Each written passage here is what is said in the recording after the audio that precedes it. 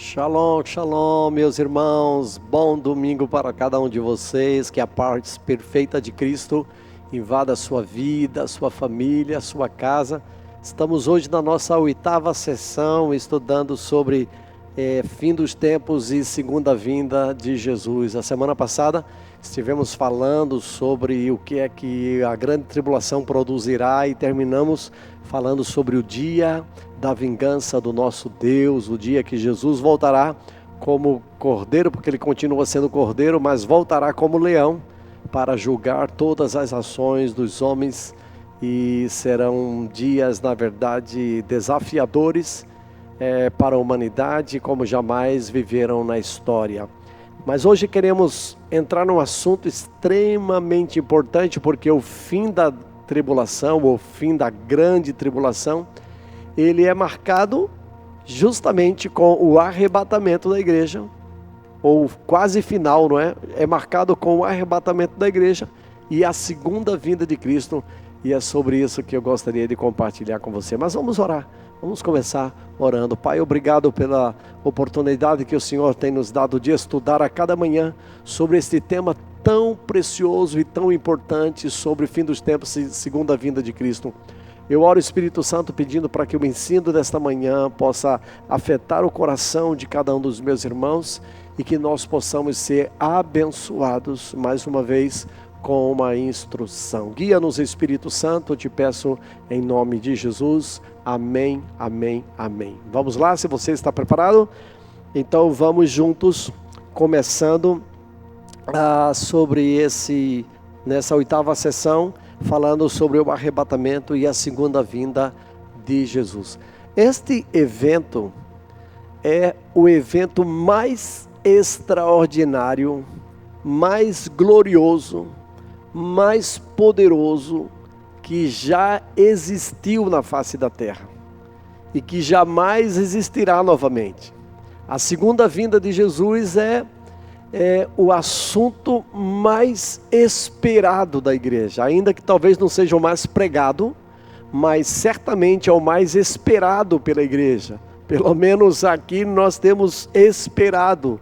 A cada último domingo, quando celebramos a ceia, temos tentado pregar sobre essa temática tão importante, porque o dia glorioso do Senhor será marcado, será finalizado com a vinda, a descida do Senhor Jesus com poder e grande glória. Agora, é bom a gente pensar que durante 1800 anos, a igreja sempre pensou dessa maneira histórica, de que o arrebatamento e a segunda vinda de Jesus era uma ação somente, um mesmo ato, um mesmo evento. De 200 anos para cá, ou seja, é uma teoria muito recente, começou alguns teóricos, alguns estudiosos teólogos a desenvolver a ideia e a concepção de que o arrebatamento aconteceria 7 anos antes da segunda vinda de Jesus, que seria o arrebatamento secreto, onde a igreja seria secretamente arrebatada, iria para o céu e passaria 7 anos lá com o Senhor. Cada um receberia galardão, e depois de 7 anos a igreja voltaria com Jesus e reinaria com ele por 1000 anos. Então essa visão pré-milenista que fala sobre o arrebatamento, onde a igreja será arrebatada antes da grande tribulação, não comunga com aquilo que eu tenho me ensinado nos dias de hoje. Eu até já pensei dessa maneira, mas ao analisar de uma maneira mais concreta e mais profunda os textos das Escrituras, cheguei então ao pleno entendimento de que, de fato, o arrebatamento e a segunda vinda de Cristo, na verdade, não são 2 eventos separados, mas são um evento único que acontecerá conforme está escrito na palavra de Deus. Agora, eu quero só rapidamente dizer que este evento será, como eu já falei, o mais extraordinário evento, e eu aguardo com expectativa e gostaria que fosse amanhã, mas não será amanhã, porque Nós saberemos quando, não saberemos o dia, mas nós saberemos mais ou menos quando isso se dará, porque a vinda de Jesus será resultado da manifestação da sétima trombeta. Quando a sétima trombeta for tocada, a Bíblia fala que o Senhor descerá dos céus com poder e grande glória, nós nos reuniremos com Ele e veremos que a partir daí haverá evidentemente o estabelecimento do milênio, do reino milenar, consequentemente do Senhor Jesus. Mas o que é que eu vejo na Bíblia? O que é que eu penso que as Escrituras dizem com relação a este evento único que é o arrebatamento, que ele culmina com a vinda de Jesus? Nós encontraremos o Senhor nos ares. O que é que a Bíblia diz? Mateus capítulo 24, e esse é o próprio Jesus que diz, Mateus capítulo 24, verso 29 ao verso 31, a gente vai perceber o que o texto diz. Imediatamente após, perceba o texto, veja o texto, imediatamente após o quê? A grande tribulação daqueles dias. Então perceba, é imediatamente, não é algo que acontece 7 dias antes, ou 7 anos antes, quero dizer. Imediatamente após a tribulação daqueles dias, o sol escurecerá, a lua não dará a sua luz. Perceba que isso também tem a ver com Atos capítulo 2, que nós lemos a semana passada, quando fala sobre o grande e glorioso dia do Senhor. Lembra do texto? Que o sol escurecerá, a lua não dará o seu brilho. Esta é mais ou menos, Jesus está falando de algo que vai acontecer. O sol escurecerá, a lua não dará a sua luz, as estrelas cairão do céu, os poderes celestes serão abalados. Então aparecerá no céu o sinal do Filho do Homem, e todas as nações da terra se lamentarão e verão o Filho do Homem vindo nas nuvens do céu com poder e grande glória. E ele enviará os seus anjos com grande som de trombeta, e estes reunirão os seus eleitos dos 4 ventos, de uma a outra extremidade dos céus. Mateus capítulo 24, 29 a 31. Isso é algo descrito pelo próprio Jesus. Essa é uma declaração profética feita pelo próprio Jesus, falando sobre o que será imediato após a tribulação, o que vai acontecer logo automaticamente após a tribulação daqueles dias. É Jesus apresentando os fatos que vão acontecer. A profecia de Daniel, que é, me parece, 500 anos antes de Cristo, é, na verdade, uma revelação deste mesmo evento. Veja o que diz capítulo 12, agora você que está acompanhando aí em casa, Apocalipse capítulo 12, verso de 1 a 2, depois o verso 7 e depois o verso 10 a 11. Veja o que diz esses textos. Naquela ocasião, Miguel, o grande príncipe que protege o seu povo. Isso é interessante porque o príncipe Miguel é aquele que guarda Israel. Existe um príncipe que guarda as nações da terra, e especificamente o príncipe que guarda Israel, e a Bíblia menciona aqui que é o anjo Miguel, ou o arcanjo. Se levantará e haverá um tempo de angústia. E aí Daniel, agora 500 anos antes de Jesus, ele está mencionando isso. Haverá um tempo de angústia, que é a grande tribulação, como nunca houve desde o início das nações até então. Mas naquela ocasião o seu povo, todo aquele cujo nome está escrito no livro, será liberto. Ou seja, é um dia da libertação. Multidões que dormem no pó da terra acordarão, uns para a vida eterna, outros para a vergonha, para o desprezo eterno. Para só um pouquinho aqui antes da gente continuar. Aqui está falando, irmãos, sobre após a tribulação, mais ou menos o que Jesus, exatamente o que Jesus falou lá em Mateus 24. Ele fala sobre haverá um tempo de angústia, como nunca houve, ou seja, nunca houve um tempo de angústia como que haverá, que é o tempo da grande tribulação, desde o início das nações até então. Então isso aponta de fato para o fim. E ele fala, naquela ocasião o seu povo, todo aquele cujo nome está escrito no livro, que livro é esse? O livro da vida, irmãos, será liberto. Aí o texto também fala sobre os que estão vivos, mas agora fala sobre os que estão mortos. Ele diz, multidões que dormem no pó da terra acordarão, uns para a vida eterna, outros para a vergonha, para o desprezo eterno. Aí o texto continua, o homem vestido de linho que estava acima das águas do rio, ergueu para o céu a mão direita e a mão esquerda, e eu ouvi jurar por aquele que vive para sempre, dizendo, haverá um tempo, tempos e meio tempo. Lembra que eu falei isso há 2 sessões passadas, há 2 domingos passados, eu falei sobre que esta descrição dos 3 anos e meio pode ser descrita de 4 formas na Bíblia.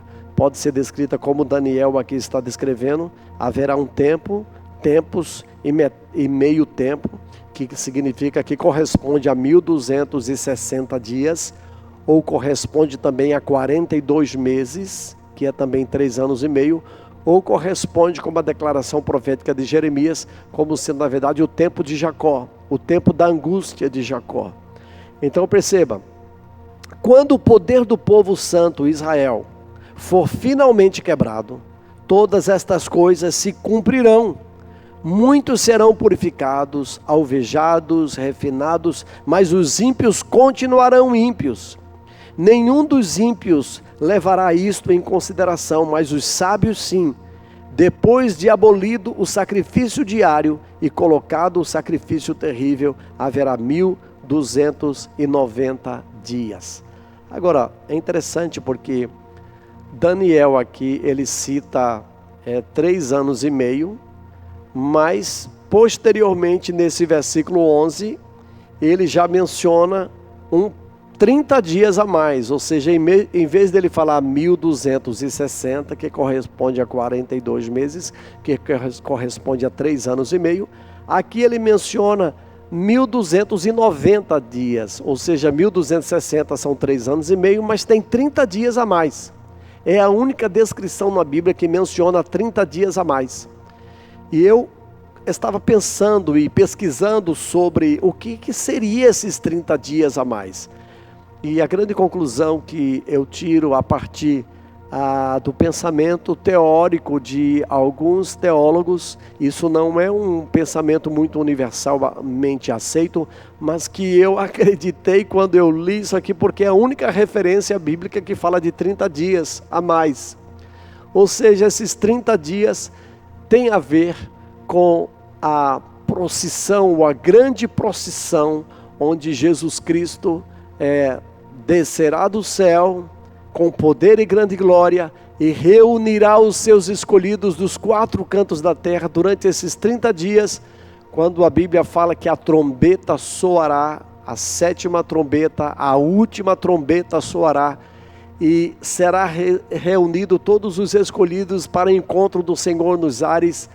Então, durante 30 dias, eu creio que isso vai ser como uma procissão do Senhor indo por toda a terra, porque há muitos textos que me parecem ratificar esta teoria na Bíblia. Por exemplo, Isaías capítulo 19, verso 1 diz assim: advertência contra o Egito, vejam, o Senhor cavalga numa nuvem. Veja Isaías falando sobre a vinda de Jesus. O Senhor cavalga numa nuvem veloz, que vai para o Egito. Os ídolos do Egito tremem diante dele, e os corações dos egípcios se derretem no íntimo. Então esta profecia está falando sobre um senhor, sobre um rei que cavalga numa nuvem veloz. E o texto lá de Isaías 63, de 1 a 4, diz: quem é aquele que vem de Edom? O que é a terra de Edom? É a terra de Uz, onde habitava Jó. Lembra da terra de Uz, que a Bíblia diz que não havia ninguém como Jó lá no Oriente? A terra de Uz, onde vivia Jó. Que vem de Bosra. O que é Bosra? Hoje é a Jordânia. Então perceba, aquele que vem de Edom e aquele que vem do Jordão, com as roupas tingidas de vermelho. Isto fala na verdade da ira do Senhor. O Senhor veio para vingar. As suas vestes estarão manchadas de sangue, porque Jesus voltará para vingar a cada tribulação, cada perseguição, cada luta que nós enfrentamos ao longo da nossa vida e sobretudo no período da grande tribulação. Ele avança a passos largos na grandeza da sua força. Sou eu que falo com retidão, poderoso para salvar, porque tuas roupas estão vermelhas como as de quem pisa uvas no lagar. Sozinho pisei uvas no lagar das nações, ninguém esteve comigo. Eu as pisoteei na minha ira e as pisei na minha indignação. O sangue delas respingou na minha roupa e eu manchei toda a minha veste. Pois o dia da vingança estava no meu coração e chegou o ano da minha redenção. Então, esse texto é um texto messiânico, é um texto profético e que faz, consequentemente, menção a esse dia em que o Senhor voltará. E eu acredito que será, assim, um tempo extremamente glorioso, porque as Escrituras deixam claro que todo olho verá. Que do Oriente ao Ocidente todo olho o verá. E no passado eu confesso que eu ficava pensando que o advento da televisão, da internet, que poderíamos ver Jesus vindo, talvez aqui quem está no Ocidente, visse Jesus lá no Oriente, por meio da televisão. Mas a partir da compreensão desses 30 dias, eu passei então a ver alguns textos que me parecem somar com esse entendimento de que Jesus vai voltar e ele passará nação por nação, recolhendo os seus escolhidos dos 4 cantos da terra. Observe, o arrebatamento e a segunda vida se dará num só momento. Apocalipse 1, 7 a 8, Jesus disse assim, a Bíblia diz, todo olho verá. Assim não pode ser evidentemente secreto, se todo olho verá. Eis que ele vem com as nuvens. E todo olho verá, todo olho, até mesmo aqueles que o traspassaram. Todos os povos da terra se lamentarão por causa dele. Assim será, amém. Eu sou o Alfa e o Ômega, diz o Senhor Deus. O que é, o que era e o que há de vir, eu sou o Todo-Poderoso. Então veja que é o próprio Deus que está falando que ele, Jesus, virá nas nuvens e todo olho o verá. Então a vinda de Jesus não é uma vinda secreta. A vinda de Jesus será algo visível e todo olho o verá, como está descrito nesse texto, da própria descrição, a proclamação do próprio Deus. Mateus capítulo 24, 29 e 31, a gente já leu, mas deixe-me ler mais uma vez. Imediatamente após a tribulação daqueles dias, na verdade lemos a semana passada, o texto diz que o sol escurecerá, a lua não dará luz, as estrelas cairão do firmamento, os céus, os poderes dos céus serão abalados, então aparecerá no céu o sinal do Filho do Homem. E todas as nações da terra se lamentarão e verão o Filho do Homem vindo nas nuvens do céu com poder e grande glória. E ele enviará os seus anjos com grande som de trombeta, e eles reunirão os seus eleitos. Da onde, irmãos? Veja o que o texto está dizendo. Dos 4 ventos, dos 4 cantos, de uma a outra extremidade dos céus. Então me parece que esse texto, tanto de Apocalipse capítulo 1, como de Mateus capítulo 24, é uma descrição de como isso vai acontecer. Como esta segunda vinda, o arrebatamento e a segunda vinda de Jesus vai se processar num só momento. Não são 2 eventos separados, mas o arrebatamento se dará. Encontraremos com o Senhor nos ares e será uma procissão mundial, onde ele vai recolhendo os crentes espalhados na face da terra. Ele passará para o Brasil, sobre os ares do Brasil, e recolherá os milhares de crentes naquele dia, após a grande tribulação, e nós encontraremos ao Senhor. Apocalipse capítulo 11, 15 a 19, é de fato a descrição exata do que está descrito aqui em Mateus capítulo 24. Observe que o texto diz: o 7º anjo tocou a sua trombeta, E isso está em Apocalipse 11, 15 a 19. O sétimo anjo tocou a sua trombeta e houve vozes nos céus que diziam: o reino do mundo se tornou de nosso Senhor e do seu Cristo, e ele reinará para todo sempre. Aí o texto diz: os 24 anciãos que estavam assentados nos seus tronos diziam diante de Deus, prostraram-se sobre os seus rostos e adoraram a Deus, dizendo: graças te damos, Senhor Deus poderoso, que és, que eras, porque assumistes o teu grande poder e começastes a reinar. As nações se irarão e chegou a tua ira. Chegou o tempo de julgares os mortos e de recompensares os teus servos, os profetas, os teus santos e os que temem ao teu nome, tanto pequenos como grandes, de destruir os que destroem a terra. Então foi aberto o santuário de Deus nos céus, e ali foi vista a arca da sua aliança. Houve relâmpagos, vozes, trovões, um terremoto e um grande temporal de granizo. Ele fala sobre um evento extraordinário, a vinda de Jesus manifestada com relâmpagos, com vozes, com trovões, um terremoto e um grande temporal de granizo se processando em toda a terra. Então perceba que é ao som da trombeta de Deus. 1 Tessalonicenses 4,16 diz: pois dada a ordem, a voz do arcanjo e ressoada a trombeta de Deus, o próprio Deus descerá dos céus, o próprio Senhor descerá dos céus, e os mortos em Cristo ressuscitarão primeiro, e os que estiverem vivos serão transformados no abrir e fechar de olhos. Então, perceba que é num abrir e fechar de olhos ao som da última trombeta.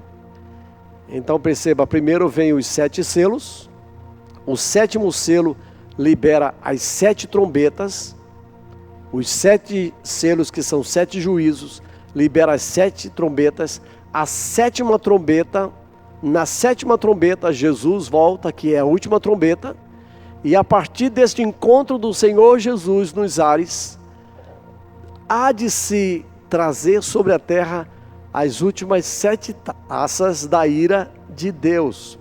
Então, assim, se acompanharmos essa manifestação das trombetas anteriores durante a grande tribulação, o fim, evidentemente, da grande tribulação se dá, ou começa a se dar, a partir da última trombeta que é tocada. E ela soará e ela estabelecerá, a partir disso, uma nova estação na terra.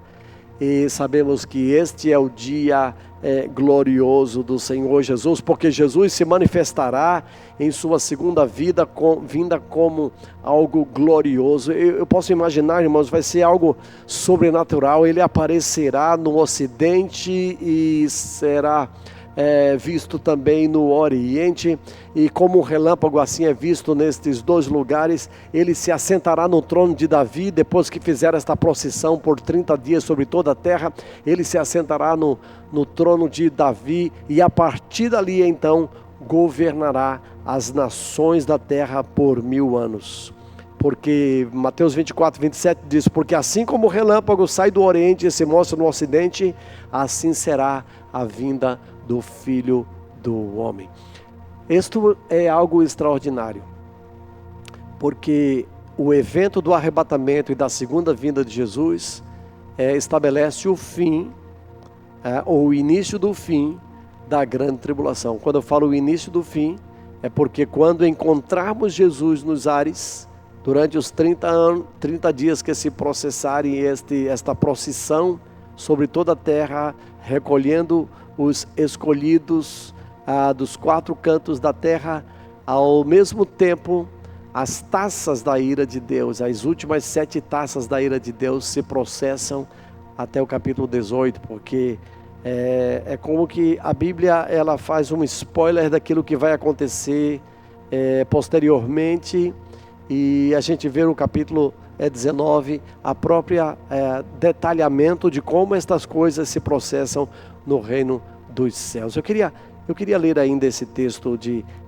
do capítulo 19 de Mateus, de Apocalipse, porque este texto de Apocalipse capítulo 19 é uma descrição assim do que acontece. Depois destas coisas, verso 1, ouvi no céu como grande voz, numerosa multidão. Depois destas coisas, depois dos acontecimentos, depois da grande tribulação. Aleluia! Diz o texto aqui detalhadamente sobre aquilo que acontece em Apocalipse 11. Aleluia! A salvação e a glória e o poder são de nosso Deus. Portanto, verdadeiros e justos são os seus juízos, pois julgou a grande meretriz, que corrompia a terra com a sua prostituição, e das mãos dela vingou o sangue dos seus servos. Segunda vez disseram aleluia, e a sua fumaça sobe pelos séculos dos séculos. Os 24 anciãos e os 4 seres viventes prostraram-se e adoraram a Deus que se acha sentado no trono, dizendo aleluia, aleluia. Saiu a voz do trono, exclamando, dai louvores ao nosso Deus, todos os servos, os seus servos e os que temeis, e os pequenos e os grandes. Então vi como voz de numerosa multidão, como de muitas águas e como de fortes trovões, dizendo aleluia, pois reina o Senhor, nosso Deus, o Todo-Poderoso. Alegremo-nos, exultemos e demos-lhe glória, porque são chegadas as bodas do Cordeiro, cuja esposa a si mesma já se ataviou, pois lhes foi dado vestir-se de linho finíssimo, resplandecente e puro, porque o linho finíssimo são os atos de justiça dos santos. Então me falou o anjo, escreve, bem-aventurado aqueles que são chamados à ceia das bodas do Cordeiro, e acrescentou, são estas as verdadeiras palavras de Deus. Prostrei-me ante os seus pés para adorá-lo.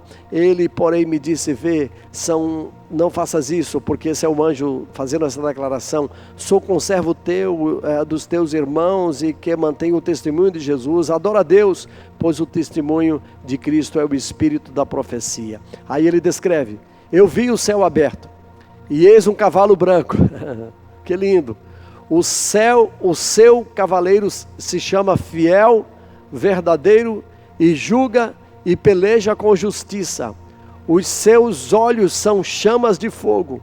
A sua cabeça há muitos diademas. Tem como nome escrito que ninguém conhece, senão ele mesmo. Está vestido com um manto tinto de sangue. E o seu nome se chama o Verbo de Deus. E seguiam-no os exércitos que há no céu, ou seja, os anjos, montando cavalos brancos com vestiduras, linho finíssimo e branco e puro. E sai da sua boca uma espada afiada para com ela ferir as nações, e ele mesmo as regerá com um cetro de ferro, e pessoalmente pisa o lagar do vinho do furor da ira do Deus Todo-Poderoso. Tem no seu manto e na sua coxa o nome escrito Rei dos Reis e Senhor dos Senhores. Então é uma descrição aqui do que acontece quando Jesus volta nas nuvens com poder e grande glória, e quando evidentemente é chegada as bodas do Cordeiro, que é o encontro da noiva, que é a igreja, com o seu noivo, que é Jesus, o Messias, e haverá o grande casamento, porque num casamento acontece uma grande festa. Meus irmãos, quando a gente pensa nestes eventos, a gente sabe que estes eventos, o arrebatamento e a segunda vinda, que se darão num só momento, ele inaugura, a partir daí, evidentemente, após essa procissão de 30 dias do Senhor, em toda a terra recolhendo os seus escolhidos, inicia justamente o que podemos chamar sobre o milênio. O que é o milênio? O milênio na Bíblia refere-se a um período de 1000 anos, onde Cristo vai reinar. Capítulo 20 se descreve isso. Eu não quero ler muito para não cansar os irmãos, mas vocês podem depois, posteriormente, ler o capítulo 20, de 1 a 6. É uma descrição quando ele fala que, então eu vi descer do céu um anjo, e ele tinha uma chave no abismo e uma grande corrente. Ele segurou o dragão, a antiga serpente, que é o diabo Satanás, e ele prendeu por 1000 anos.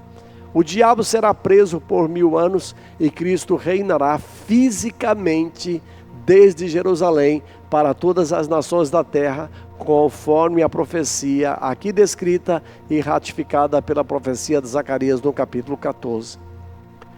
Então, observe que isso é muito importante ser observado, porque existe pelo menos 3 fortes teorias com relação ao milênio. Existem aqueles que acreditam, não é, que o milênio é interpretado apenas como um período simbólico, que ele pode já ter acontecido desde a primeira vinda de Jesus até o dia que ele virá.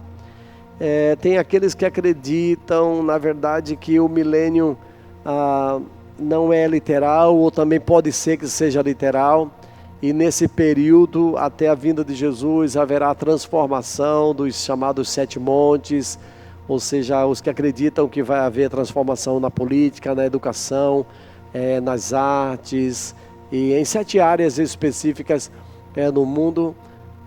Então acredita-se, na verdade, que o pensamento teórico de que já está acontecendo esse período, mas pelo desenvolvimento dos atos, das ações, a partir de Apocalipse capítulo 6, até chegar ao capítulo 20, a gente vai perceber que nunca na história da humanidade aconteceram eventos semelhantes aos que vão acontecer durante o chamado período da grande tribulação, ou chamado a grande tribulação de Jacó.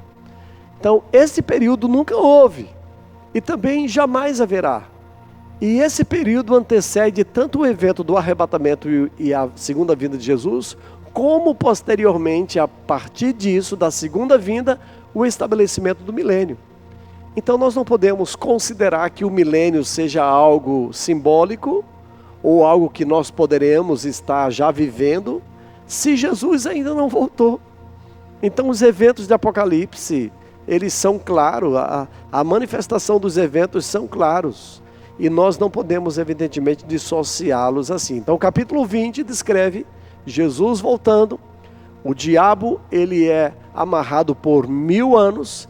E durante 1000 anos, você pode imaginar, 1000 anos sem acusação, 1000 anos sem destruição, 1000 anos onde o governo será de Jesus sobre toda a terra, Jesus governando, Jesus será o governador. Eu já li um livro que falava, se Jesus fosse o prefeito, como uma cidade seria diferente. Mas quando Jesus governar desde Jerusalém, as nações da terra, os reis da terra virão ano após ano, como diz Zacarias capítulo 14, para adorar o rei. E o Senhor governará desde lá para todas as nações da terra. Isso é o que nós cremos. O milênio estabelecerá o governo de Jesus na terra. Isto é o que será a plenitude do reino de Deus na terra. Então, são eventos extraordinários que nos faz, evidentemente, pensar na grandiosidade do que virá com o estabelecimento do reino físico de Jesus. Apocalipse 26 especificamente diz assim: felizes e santos os que participam da primeira ressurreição. A segunda morte não tem poder sobre eles. Serão sacerdotes de Deus e de Cristo e reinarão com ele durante 1000 anos. Então a Bíblia fala sobre a ressurreição e consequentemente fala sobre os 1000 anos que seguirão essa ressurreição após a vinda de Jesus. Então me parece que essa crença que nós estamos apresentando não deixa muita dúvida com relação aos fatos ou aos eventos, como eles se processam. É durante o milênio ou no início dele que o casamento e as bodas do Cordeiro se dará, como nós já acabamos de ler em Apocalipse capítulo 19, verso de 1 ao verso 10. E neste período começará os processos de restauração da terra.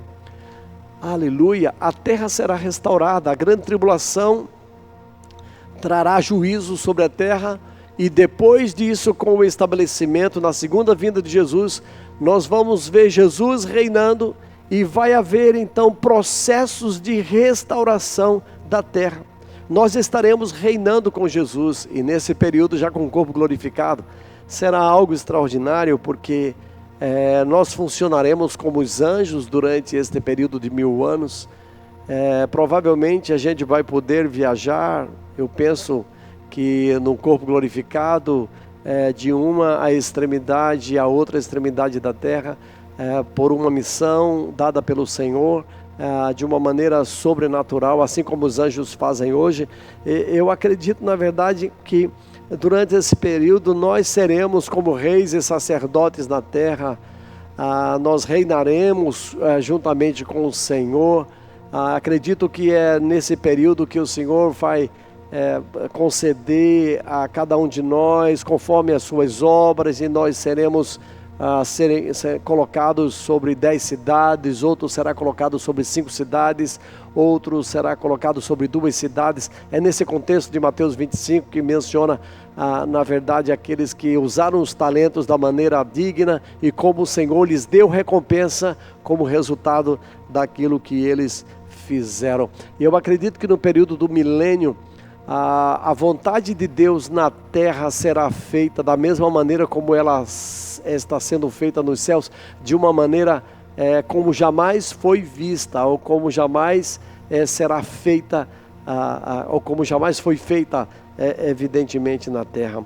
O povo de Israel sempre esperou e ainda espera, né, o rei que virá e mudará as realidades físicas e espirituais. Israel sempre nutriu e continua nutrindo. Eu penso que essa foi uma das grandes razões, porque provavelmente o povo de Israel, eles tiveram alguma dificuldade em ver Jesus, embora não tivessem feito uma leitura correta das profecias, porque Jesus falava e ele se apresentou, e se não me falha a memória, das 55 vezes que Jesus menciona nos evangelhos, ele se revela como sendo, na maioria delas, como sendo o Filho do Homem. E esta era uma das grandes razões porque os sacerdotes não conseguiram ver Jesus como o Senhor, como o Messias, porque a visão que eles tinham era a visão profética a partir do que Daniel declarava, que para nós o entendimento é que tinha a ver com a segunda vinda e não com a primeira. Pois a primeira trazia, de acordo com a profecia de Amós, que o Messias iria assentar-se num burrinho, numa jumenta que jamais foi utilizada por ninguém, e ele entraria em Jerusalém. E eles não entenderam profundamente as profecias, nem mesmo os discípulos conseguiram entender isso. Então Israel, mesmo naquela época e até hoje, nos dias de hoje, eles estão esperando o Messias que vai libertá-los de seus opressores. Naquela época eram os romanos, mas hoje existem vários inimigos de Israel, como o Hamas, o Hezbollah e outros declarados como sendo inimigos de Israel. E até hoje eles esperam justamente por aquele que é o descendente de Davi, que vai sentar-se no trono e reinará para todo sempre, pondo ordem em todas as coisas. Então a profecia de Daniel no capítulo 7, verso 13 e 14, é uma ratificação de que ele reinará desde Israel para todas as nações. Diz assim: em minha visão à noite, veja que Daniel profetizou isso 500 anos antes de Jesus. Em minha visão à noite eu vi alguém semelhante a um filho do homem, vindo como as nuvens dos céus. Ele se aproximou do ancião e foi conduzido à sua presença. Ele recebeu autoridade, glória e o reino. Todos os povos, nações e homens de todas as línguas o adorarão. Seu domínio é um domínio eterno que não acabará, e o seu reino jamais será destruído. Então veja que o que Daniel viu no capítulo 7, no versículo 13, alguém semelhante a um filho do homem, vindo como as nuvens dos céus. Então veja que quando os sacerdotes observavam que o Messias, Jesus, naquele tempo dizia ser como Jesus de Nazaré, e isso tudo fazia parte de um plano de Deus para que eles não aceitassem ou não recebessem a Jesus como Senhor. A profecia de Isaías capítulo 6 diz isso, para que eles vendo não vejam, para que ouvindo não ouçam e não se convertam. E é justamente isso que a profecia de Daniel fala sobre esse parêntese na história. Nós estamos vivendo o tempo dos gentios, mas vai chegar o dia, como a palavra de Deus diz lá em Romanos capítulo 10, Romanos 10, 11, que menciona que há um remanescente de Israel que tem sido salvo, mas chegará o dia que todo Israel será salvo, porque o Senhor tem uma promessa com Israel. O Senhor jamais substituiu a igreja. O Senhor deu a oportunidade para que os gentios conhecessem a Jesus, e isso é o que o Senhor chamou sobre a sua igreja. E é importante a gente entender isso, porque Israel jamais foi abandonado por Deus. Ele é conhecido como o principal das nações, ele é o primogênito das nações, e Deus não abandona o seu primogênito. É a terra considerada como a terra mais linda da terra, o lugar mais lindo da terra. Isso é mencionado nas Escrituras. Então perceba que Daniel, ele conseguiu ver 500 anos antes este alguém que era semelhante a um filho do homem vindo nas nuvens dos céus. Então, quando Jesus na sua primeira vinda se apresenta como filho do homem, isso para os sacerdotes, para os religiosos, para os fariseus, foi uma blasfêmia, porque ele se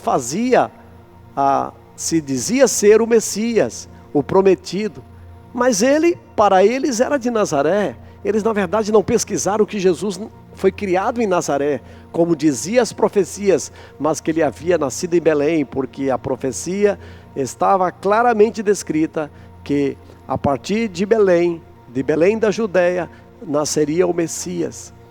Então eles confundiam as profecias, eles não conseguiram ter uma leitura correta a respeito do que estava acontecendo naqueles dias, e eu penso que tudo isso tem a ver com o projeto de Deus, com o plano de Deus, porque se Israel tivesse visto Jesus como Senhor daquela época, nenhuma das outras profecias que posteriormente foram escritas mais tarde teriam seu lugar.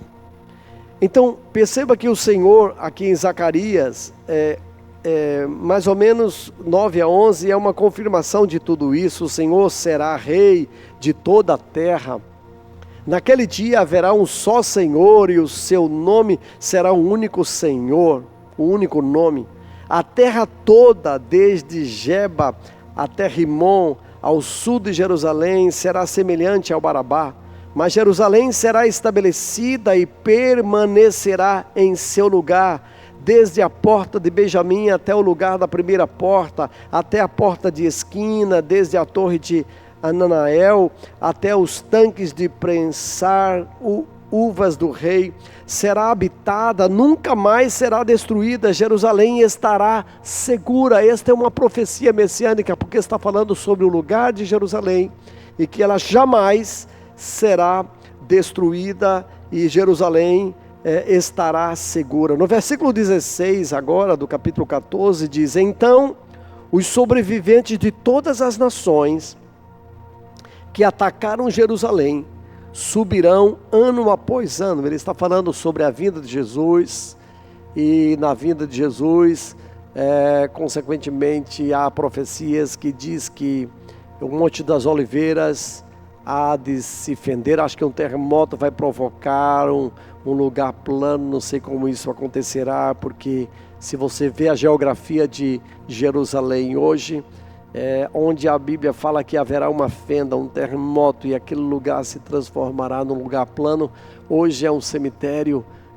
e os judeus não profanam os cemitérios, mas isso é algo extraordinário. A gente fica pensando como que essas profecias vão se cumprir, mas Deus está no controle de todas as coisas. A porta dourada está fechada até hoje. Do Monte das Oliveiras você consegue perceber a porta por onde Jesus vai entrar. A profecia dizia que depois que o cordeiro passou por ela, ela foi fechada e nunca mais ela foi aberta e ela será aberta quando Jesus voltar nas nuvens. Então, é toda uma descrição, tanto de Daniel como do profeta Zacarias, ratificando o que Apocalipse capítulo 19 e capítulo 20 menciona. Então, os sobreviventes de todas as nações após a tribulação, os que restarem após a tribulação, que atacaram Jerusalém, subirão ano após ano para adorar o Rei, o Senhor dos Exércitos, para celebrar a festa das cabanas, que é a festa dos tabernáculos.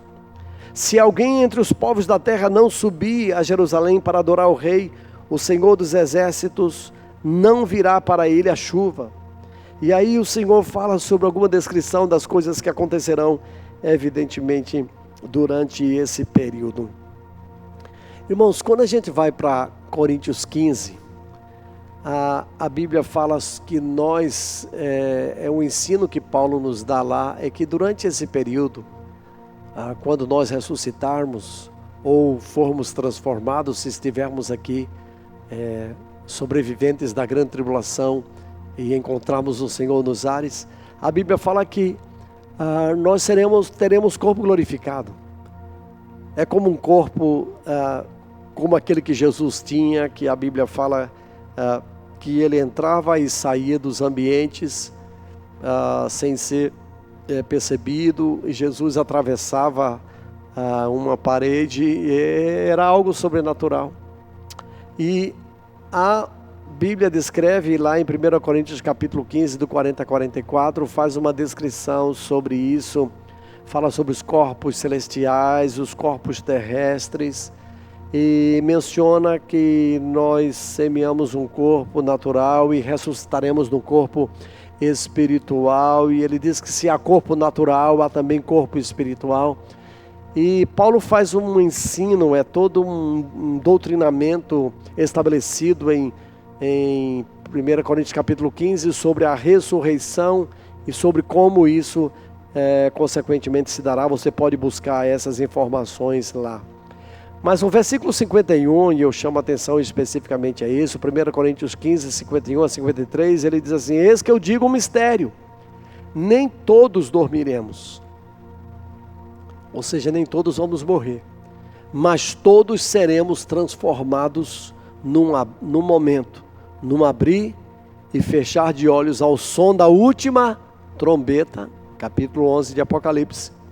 Pois a trombeta soará, os mortos ressuscitarão incorruptíveis, e nós que estivermos vivos seremos transformados, pois é necessário que aquilo que é corruptível se revista de incorruptibilidade, e aquilo que é mortal se revista de imortalidade.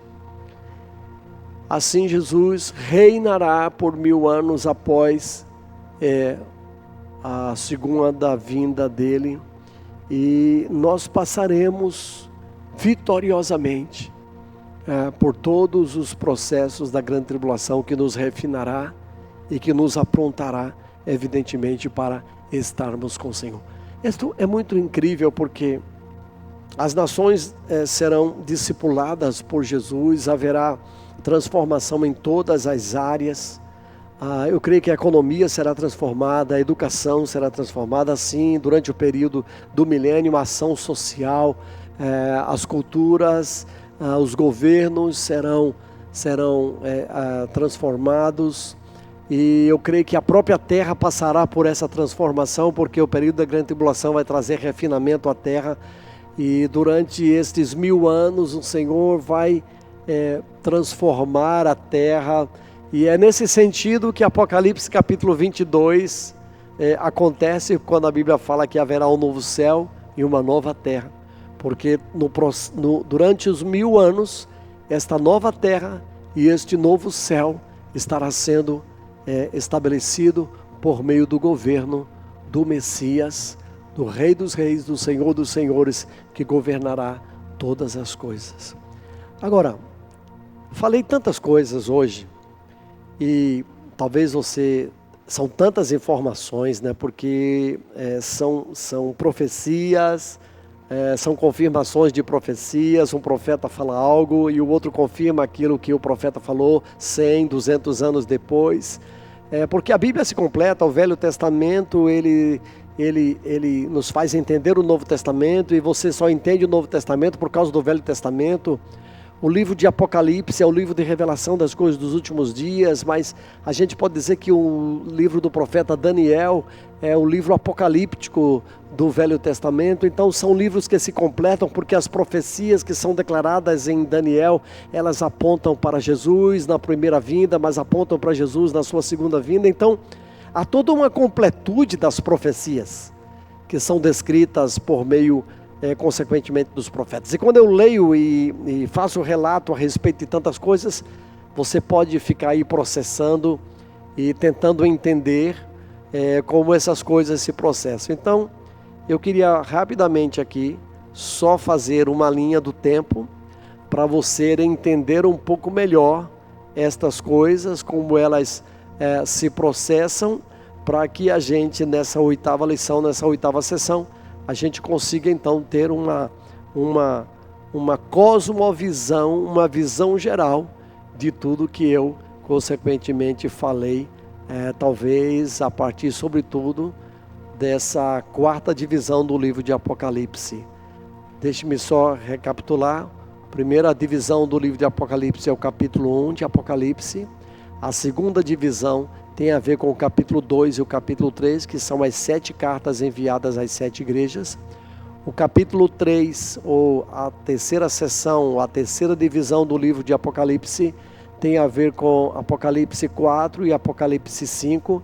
E durante essas últimas 4, 5, 6 lições que temos estudado aqui, as 5 lições de uma maneira mais específica, a gente esteve falando sobre o período que compreende de Apocalipse capítulo de número 6 até o capítulo de número 20, onde a gente faz uma descrição da grande tribulação, que é uma manifestação dos 21 juízos de Deus, que culmina com a segunda vinda de Jesus. Então, para você não ficar confuso, deixe-me apresentar assim uma linha do tempo, onde você pode então mais ou menos se situar e entender um pouco. Para aqueles que são da IABV Origem, a cada final de cada aula, como nesse domingo, a gente sempre tem postado no grupo da família IABV um resumo, para que você tenha todas as aulas, todas as sessões que estivemos ministrando ao longo deste período, e você poder então depois reestudar, quem sabe escutando eu falar e ao mesmo tempo observando cada um dos ensinos correspondentes, e aí você vai tendo uma cosmovisão geral de como as coisas se processam a respeito do fim. E o propósito maior, sobretudo ao ensinar neste tempo sobre estas coisas, é fazer com que você tenha uma direção, para que a IABV ou todas as igrejas IABV possamos de uma maneira específica saber o que é que o líder pensa, o que é que o líder ensina, o que é que nós acreditamos com relação ao que a palavra de Deus fala com relação ao fim dos tempos e à segunda vinda de Jesus. Esse foi o nosso grande propósito. Então eu quero rapidamente dar uma linha do tempo, terminando a nossa aula de hoje, falando o que é que acontece. Tudo começa com Mateus capítulo 24, verso 1, a chamado princípio das dores. Que dores? Dores de parto. E eu falava numa das primeiras aulas que as dores de parto elas vão se intensificando até, evidentemente, se dar à luz a grande tribulação. E Jesus chamou isso do princípio das dores, né? Depois a segunda coisa é que esse princípio das dores dá início, evidentemente, aos 7 anos de pacto que o anticristo fará. No meio desses 7 anos, ele vai quebrar este pacto, esta paz que ele vai promover. Ele é um líder político mundial e ele vai exercer um poder de influência muito grande entre as nações, até mesmo em Israel. Mas quando chegar nos 3 anos e meio, ele vai querer se sentar como Deus. Aí é que Israel se revolta contra ele e vê que de fato ele não é o Messias, um falso Messias se levantando. Depois disso, a gente vai perceber que acontece, terceiro lugar, depois de todos estes acontecimentos da grande tribulação, o arrebatamento da igreja. a igreja será arrebatada, encontrará o Senhor nos ares. Durante 30 dias nós faremos uma procissão, Jesus recolhendo os seus escolhidos do quatro cantos da terra. Jesus chegará sobre Jerusalém, se assentará no trono, entrará pela porta que está fechada hoje, a porta dourada, e ele vai assentar-se no trono de Jerusalém, em cumprimento da profecia de que Deus falou para Davi que seu reino não teria fim e que nunca faltaria descendente no reinado de Davi. Isso tem a ver com a profecia que levaria para Jesus, porque Davi, ele nasceu em Judá, e o descendente de Davi nasceu também em Judá, também em Belém, assim como Davi. Tudo na Bíblia se completa, tudo na Bíblia tem a ver uma coisa com a outra.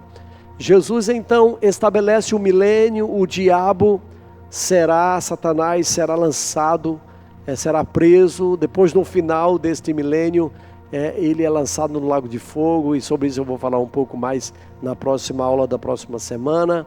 Haverá o julgamento das nações, e esta é uma linha do tempo para a gente poder perceber, porque a partir deste milênio haverá então um novo céu e uma nova terra, e a Bíblia até diz que o mar já não existirá.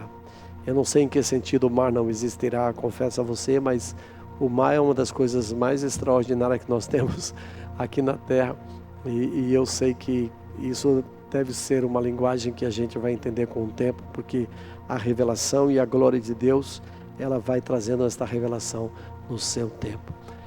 Eu quero aqui dizer para você que a gente tem estudado sobre estes assuntos com muito temor ao Senhor, e eu entendo que o estudo disso, o estudo da linguagem teórica, profética a respeito do fim, é uma linguagem que tem algumas teorias hoje. E estas teorias que nós abordamos, algumas delas, e passamos evidentemente a estabelecer uma, dando um norte para cada um de nós, se transforma evidentemente num norte para que possamos entender quais são os processos, o que vai acontecer no final dos tempos. E eu espero que você tenha recebido muita coisa hoje também, e no próximo domingo nós vamos estar finalmente fazendo um desfecho, será a conclusão do ensino sobre o final dos tempos e Apocalipse. E claro que é um ensino que tem muitos detalhes, há muitas coisas que eu não fiz abordagem, mas que tem a ver com coisas que nós vamos continuar estudando e continuar buscando conhecimento, porque é um assunto vasto e há muitas coisas que também a palavra de Deus não revelou ainda, mas aquilo que o olho não viu, aquilo que os olhos não perceberam, aquilo que os ouvidos não perceberam e que nunca subiu ao coração, é o que Deus tem revelado aos seus profetas. E assim como as águas cobrem o mar, o conhecimento do Senhor encherá toda a terra. E eu creio que à medida que aproximar-se o dia da vinda de Jesus, o conhecimento vai aumentando e o nível de revelação, o nível de conhecimento vai aumentar, e vamos conhecer com mais detalhes, com mais precisão cada uma dessas coisas, porque o Senhor revelará com certeza todas as coisas para cada um de nós. Que Deus te abençoe, que faça bons estudos, e até no próximo domingo, que será a nossa última aula, fazendo o desfecho final de tudo aquilo que nós estudamos. Shalom, shalom.